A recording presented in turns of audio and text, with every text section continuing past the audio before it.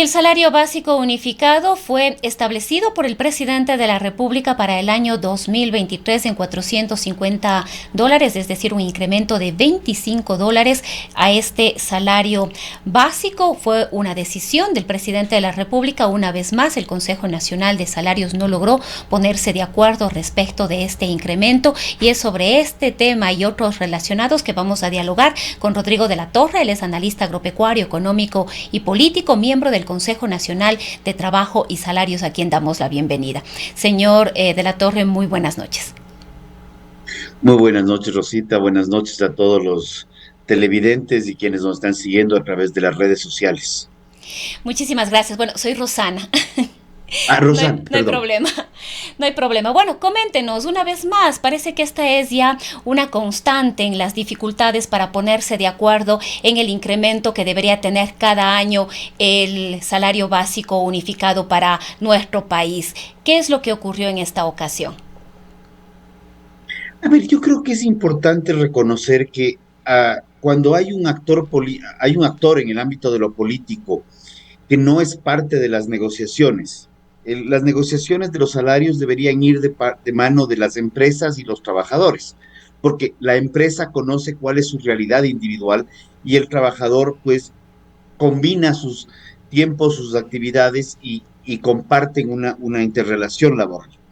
Ya, el actor gobierno siempre ha estado interviniendo de alguna manera y más bien históricamente siempre ha sido el que ha subido los salarios inclusive por sobre lo que determina la ley, que es la inflación proyectada. El año pasado ya nosotros tuvimos, dentro de las dos reuniones que hay normalmente para definir, analizar las cifras y ver cómo está el crecimiento económico, ya el presidente emitió un decreto ejecutivo dictaminándole al ministro que ponga a consideración del Consejo un incremento de $25 que había sido un compromiso de campaña, porque él fue claro en decir subiremos el salario en $100 en los 4 años o hasta $100 en los 4 años. Entonces ya había un componente político. Entendemos de igual manera que este componente político venía acompañado de otro tipo de compromisos también, como una reforma laboral que ajuste de alguna manera la realidad del siglo XXI a las condiciones laborales. Lo que acabamos de escuchar del director ejecutivo de la Cámara de Comercio de Guayaquil, el tema del Cyber Monday, botones de pago, comercio electrónico, todo ese tipo de cosas se manejan en un contexto económico muy distinto porque ya no se necesita el mismo número de vendedores o el mismo número de cajeros para poder llevar estas cosas, sino cambia la dinámica.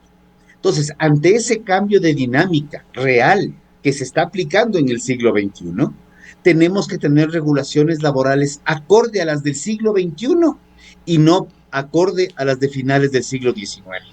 Ahora, señor de la Torre, hemos escuchado al sector de los trabajadores quien, si bien han visto con buenos ojos un incremento en el salario básico unificado, ellos consideran que este no es suficiente, está muy lejos del salario básico de nuestro país de cubrir la canasta básica. Esa es una de las preocupaciones que han expresado los trabajadores, y ellos consideran que debería haber un incremento progresivo precisamente hasta equiparar el salario básico con el costo de la canasta básica o la canasta familiar aquí en nuestro país. Y hemos escuchado también de que el país necesita con urgencia además una política de salarios que, tal y como se ha venido estableciendo, esto ha sido, digamos, un fracaso, no ha logrado cumplir ni con las expectativas ni con las necesidades para el desarrollo, en este caso, del país, de mejorar la situación y las condiciones de vida también del sector de los trabajadores, considerando que este salario o este incremento beneficiaría únicamente a unas 300,000 personas que están o que tienen de alguna manera un trabajo pleno. Lo acaba de decir usted y qué bueno que haya salido de usted y no necesariamente de mí. Nosotros necesitamos una política real de generación de empleo para que al crecer el empleo más gente tenga salarios. Pero cuando las políticas van contrasentido, lo que nos pasa es lo que estamos viviendo desde el 2014. Seguimos perdiendo empleo, subimos el salario y cada vez ese salario les llega a menos personas. Entonces, ¿qué es lo que necesitamos? ¿Más empleo o más altos los salarios? Por un lado. Por otro lado, usted ha hecho referencia a otro tema que es relevante. El salario básico unificado personal tendría que compararse con la remuneración, con la canasta básica personal. Y lo que comparamos es del salario básico personal con la canasta básica familiar. Entonces son dos cosas que es como comparar peras con lechugas. La una es de hecho, la una sale de un árbol y la otra sale de la tierra. Son dos temas completamente distintos. Y yo creo que ese tema también hay que transparentarlo. No podemos tampoco desconocer que el salario básico en el Ecuador, en este momento, para el 2023, podría llegar a ser el salario más alto de América Latina, en donde adicionalmente hay que considerar 13º, 14º, fondos de reserva y otro tipo de prestaciones que están incluidas. Entonces, usted plantéele a un empresario, más del 95% son microempresarios, micro y pequeños empresarios. Plantéeles que le suba el salario a sus colaboradores al doble, digamos el doble. ¿Por qué 400 y no 800 de una vez? Y usted lo que va a ver es que la gente que no va a poder cubrir esos salarios va a desvincular más gente. Cuando lo que necesitamos muchas veces es jornadas más flexibles, tener horarios acordes a las realidades, sin necesariamente exceder Pero las señor de 40 la horas Torre, ahí semanales. justamente es importante tener en cuenta las líneas que no se deben cruzar para no caer en una precarización, en este caso, de la situación de los trabajadores. Líneas rojas. El Ecuador ya está establecido las 40 horas por jornada semanal. No excedamos las 40 horas en jornada semanal, pero redistribuyamos las 40 horas de manera distinta. ¿Por qué tienen que ser 8 horas en 5 días? La OIT, la Organización Internacional del Trabajo, nos permite que se trabaje hasta 12 horas. Podemos trabajar hasta 12 horas diarias sin excedernos de las 40 semanales. La Organización Internacional del Trabajo también determina que debe haber 24 horas de descanso continuo e obligatorio, mínimo. ¿Por qué no poder cambiar las jornadas y extendernos a los 6 días de la jornada, sin salirnos de las 40 horas, abriendo la puerta inclusive a que el trabajador pueda emprender en algún otro negocio si así lo desea, como muchas veces lo estamos viendo? ¿Por qué tener un contrato fijo establecido con una estabilidad de no menos de 3 años a partir de los 90 días? Cuando un emprendedor que arranca un negocio no está seguro si va a sobrevivir el primer año. Entonces, ¿qué es lo que sucede? Un país donde gran cantidad de emprendedores son los primeros en evitar contratar, porque el momento que contratan y pierden su emprendimiento en 8, en 10 meses, en un año, resulta que han arriesgado patrimonio, han arriesgado su deuda y quedan endeudados, y además terminan, si contrataron, terminan con demandas laborales por despido intempestivo, cuando no los despidieron, perdieron el emprendimiento, quebraron. Entonces, este tipo de cosas que hacen más bien que haya una migración importante, que la vemos en la zona sur, que la vemos en la zona norte, la vemos en la zona centro del país, de gente de fuera, que si bien está compitiendo en el mercado laboral ecuatoriano, están muchos de ellos ya con regularización laboral, son muchísimo más eficientes y tienen una productividad laboral que no está quitándoles de empleo a los ecuatorianos, sino los ecuatorianos están perdiendo el empleo por falta de eficiencia laboral. Gracias por el cambio del nombre a Gómez de la Torre. Sí, yo quería también consultarle en este mismo sentido, ¿cuánto podrían incidir ustedes como Consejo Nacional en esta propuesta que ya se ha venido trabajando a medio gas, diríamos así, en algunas mesas de diálogo entre el sector del Ejecutivo y el sector de los trabajadores para avanzar al interior de la Asamblea Nacional en una reforma laboral, una reforma íntegra que precisamente cumpla con las expectativas y las necesidades que tiene nuestro país de mejorar el empleo, pero también mejorar las condiciones laborales. Le cuento algo, pero que no salga de esta conversación. El 2019 hicimos un trabajo completo, año de trabajo completo.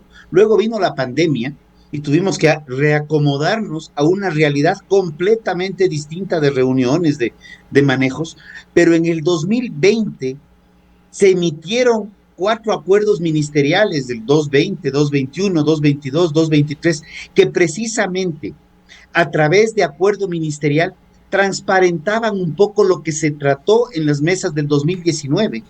Y estos acuerdos ministeriales, particularmente el 220, ha ayudado muchísimo a generar fuentes de empleo a pesar de la pandemia. Porque ese es el otro tema. La pandemia también nos enseñó muchas cosas. Una de esas cosas es que podemos trabajar con mucho menor número de colaboradores si es que automatizamos ciertos procesos. Y eso es una realidad del siglo XXI. Tenemos que tener la otra realidad que ya creo que el CENESID, el CECAP están comenzando a aterrizar. El hecho de que necesitamos nuevas competencias laborales.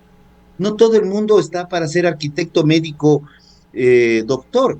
Hay muchos emprendimientos o muchas profesiones o carreras nuevas que tienen que ver con tecnologías de la información y que ya se están aplicando. Y Cuenca particularmente arrancó con el proyecto ya de educación dual, en donde capta jóvenes que están estudiando y se integran a trabajar y estudiar en una empresa y donde prácticamente ellos ya se quedan en la empresa, no son pasantías, ya es una educación combinada de la teoría a la realidad.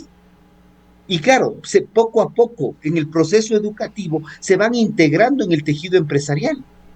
Pero ahí necesitamos también encontrar mecanismos para que esto pueda ampliarse y dar facilidades tanto a los trabajadores como a los empleadores para que puedan llegar a acuerdos más transparentes, sin precarización. Nos oponemos radicalmente a la precarización y a los abusos.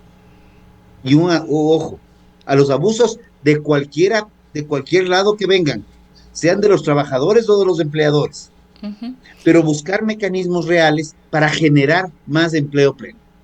Señor Gómez de la Torre, Rodrigo, estamos ya por cerrar este diálogo, pero no quisiera yo despedirme de usted sin tener sus proyecciones o perspectivas de nuestro Ecuador para el 2023.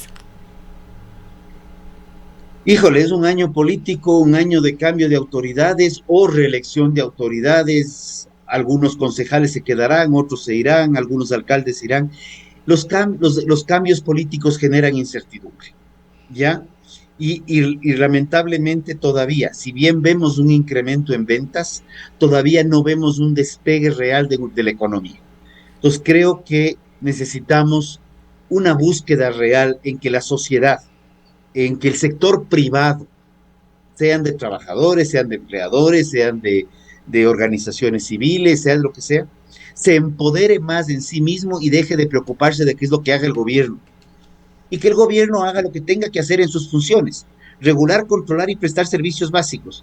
Pero dejemos el Estado empresario para que el empresario sea el privado, démosle facilidades y busquemos mayor competitividad. Y yo creo que por ahí es el camino.